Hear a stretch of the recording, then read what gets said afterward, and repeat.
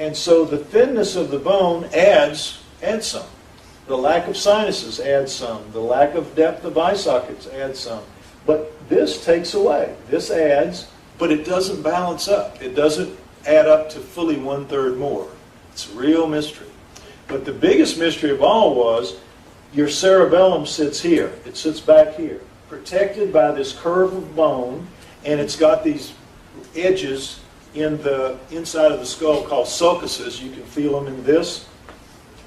Got to be real careful if you do this, but if you have a need to, they're in there. And so what it does is it holds the cerebellum in place, because that is your software of you. It is all the things you do that are not part of thinking. It's your breathing, it's your blood running through your body, it's your urine being made, it's just all the things that your body has to do that you just can't, you don't think about. It is you. It is like 80% of everything that you do, that little thing, that thing the size of my fist does it. Cerebellum, right back there. Very well protected, very well braced up. But in the Starchild, he noticed that those sulcuses are just like with the missing Indian, they're worn down to almost nothing. And because of the design of this, he said, you know, that brain should have slid right out of the foramen magnum. The way it's designed, and all that extra bulk to it carried back there. Because when you have hydrocephaly, for example, where you have great pressure in your head, that's what kills you. It's the pushing of your cerebellum out of your foramen magnum, and it kills you. So he said, that brain, that cerebellum, it's just not there, or it's made of a material that is very unlike our brains. It's much harder. Wow. That day I walked out, I had slowly been moving away from the idea that it was a deformity. When I walked out of that meeting, I knew it wasn't a deformity.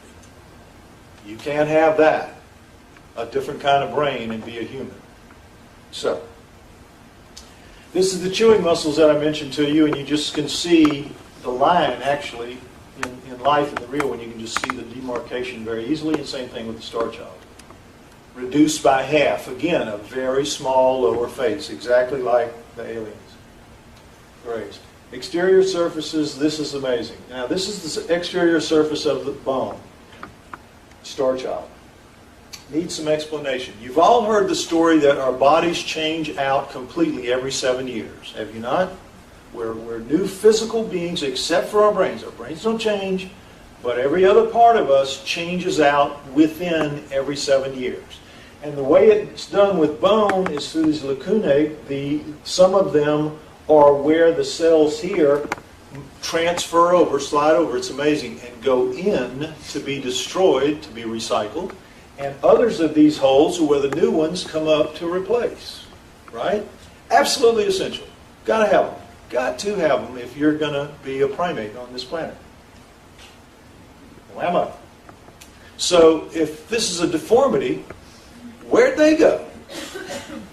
What's that about? Now, talking about the bone earlier, it's half as thick or less, weighs half as much, but it's very, very different. This is human bone composition in a mass spectrometer. The spikes are at carbon, oxygen, phosphorus, and calcium. And the rest of them down here, sodium, magnesium, aluminum, like that. Look at Starchild.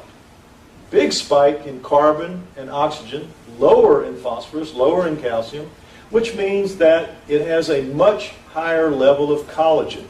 Where's the highest amount of collagen in your body? In your teeth. The Starchild's bone is made of tooth enamel. And as it turns out, it's much harder than normal human bone. Weighs half as much, half as thick, 2 or 3 times as hard. Big surprise. Big surprise. This is the detached piece of maxilla that I was telling you about. As you can see, there was yet another tooth here that was broken off. But nonetheless, here they were before this one was sacrificed to testing. I'll tell you about that later. And this is the roof of the mouth. It's only 1 inch. 1 inch. Really, really tiny. And guess what? Flat, totally flat. Roof of the mouth, flat. So did it have a tongue? Well, if it did, it was really small, like a bird tongue or something. You got to have some arch for that, for your tongue to fit. So, when we first got it, the first test we did, the first test was X-rays, obviously, this, the obvious and the simple one, and we saw that it had teeth in the upper part, 5 teeth. So the radiologist said, "Oh, well, you got teeth down, you got teeth up. It's got to be a child, about 5 or 6." So we didn't know any better. We said, "Okay," called it the Starchild. Big mistake, huge mistake, because that immediately prejudiced all scientists against us, because they said, "Oh, well, you think it's an alien. It can't have anything to do with you." And that was it. It was a big mistake. And I've lived to regret it many a time. But as you see, teeth up, teeth down, but we found out later that the teeth are so worn, heavily worn. See these chips in the enamel here? You see these cracks? That's called crazing. That's worn teeth. It's not flat like the female, but they're heavily worn. It's hard to imagine a 5 or 6-year-old with a face that small generating enough torque, even if it's eating sand every day, to do this. But, grinding corn on stone mortars with stone mortar and pestle, that's going to put grit in the food. But when the experts said, "No, that's adult level wear and tear to get it up to that." But also, too, when they did pull the tooth out to test it, this was it. And I remember them saying, "Boy, man, that thing was hard to pull out. That was hard." I mean, it just flew over my head because it didn't mean anything to me. I didn't know what it meant. But when a child has teeth that are 5 or 6 and they're ready to come out, those roots go away. They absorb into the body. You ever notice when a kid's tooth comes out, it's just the crown. And when the teeth come down from the top that you saw in the X-ray, the roots grow as they come down into position. That's how it works. I didn't know any of that, but I found it out. So anyway, it wasn't a child. It was an adult of some age. We don't know what age. And still don't. Now, how does science explain it? Well, it has to be a deformity.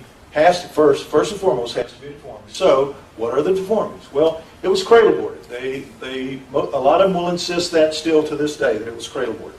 Because why? It has a flat rear of its head. Cradle-boarded.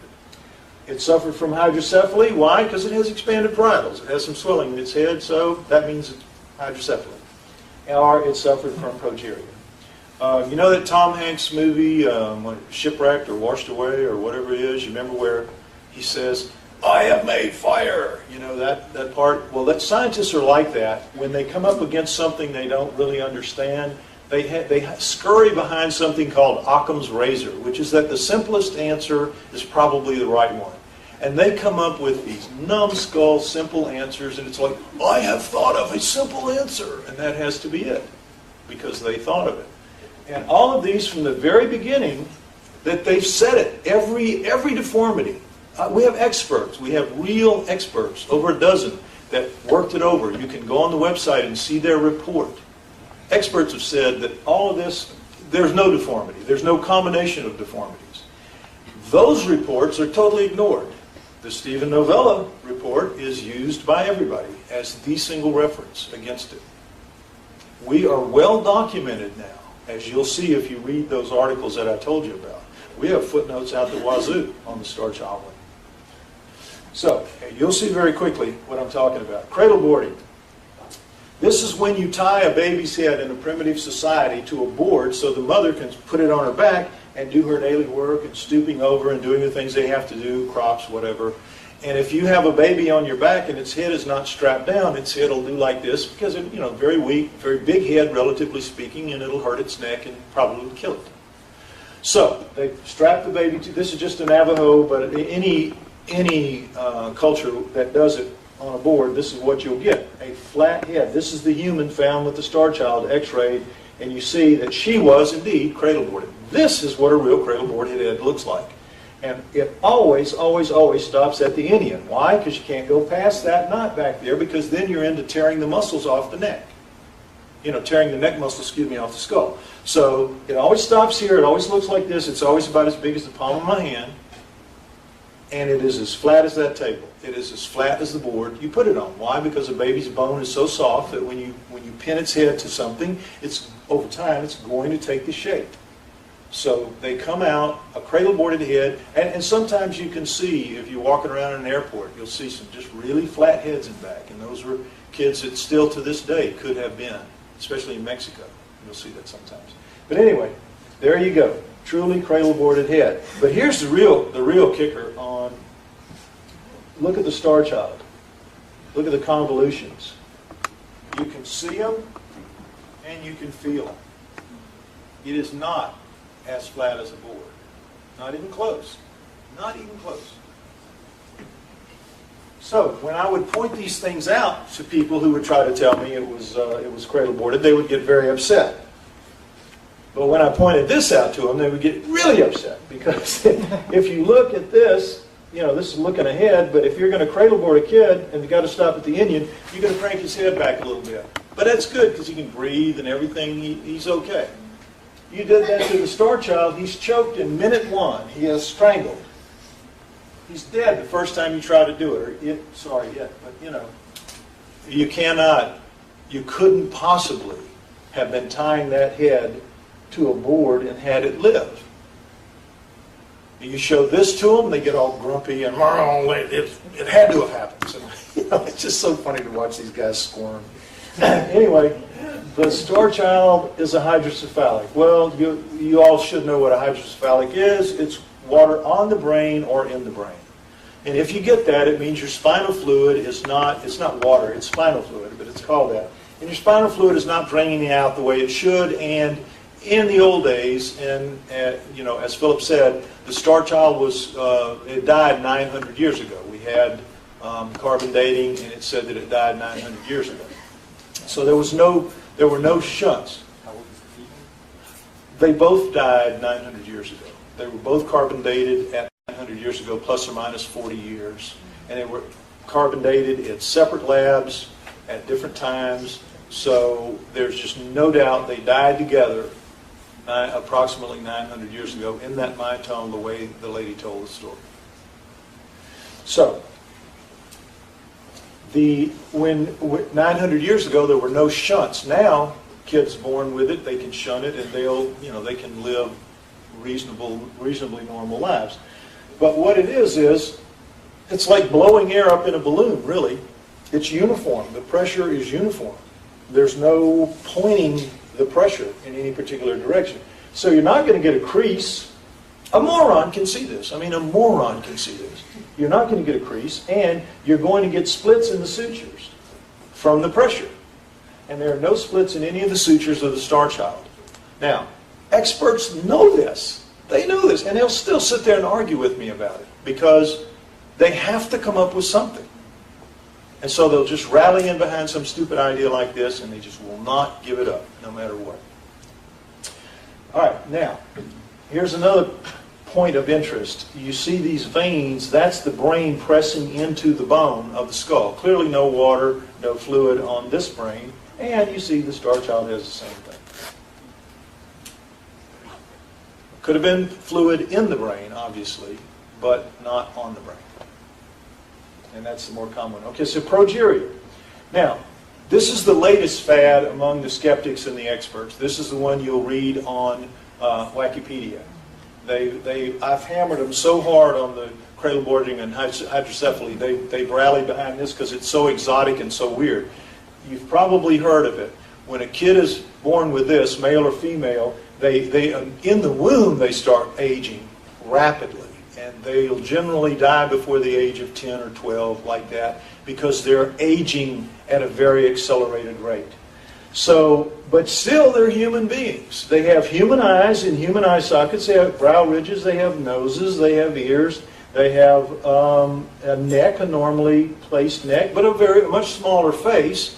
And the heads do look swollen because the face is so down, and the bones do thin out. There's no question. So it has some of the things that the Starchild has, but it also has the roundness. It doesn't have the creases and do all that stuff. And more importantly, the bones, as they thin out, what happens to the bones of old people? they get brittle. They do thin out, but they get brittle and weak and they break. And that's what happens to these kids. They're very fragile. And so there's the Starchild with its bone